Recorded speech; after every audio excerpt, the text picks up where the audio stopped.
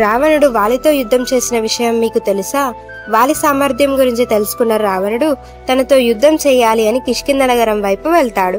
అక్కడ వాలి మంత్రుల్లో ఒకడైన తారుడు పక్కనే ఉన్న ఎముకల కుప్పను చూపించి, ఇవన్నీ వాలితో యుద్ధం చేయదలిసి వచ్చిన వాళ్ళ ఎముకలు, త్వరలోనే నీ ఎముకలు కూడా ఇక్కడ కలిసిపోతాయని గర్వంగా చెప్తాడు.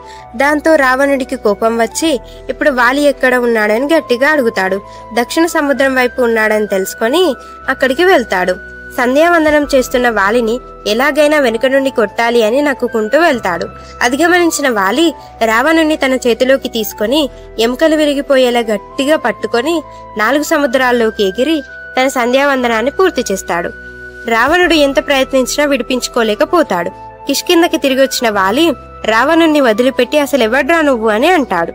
వాలి పరాక్రమాన్ని ఒప్పుకొని ఇకపై నాకు చెందేవన్నీ కూడా నీకు చెందుతాయి అని రావణుడు సంధి చేసుకొని వెళ్ళిపోతాడు.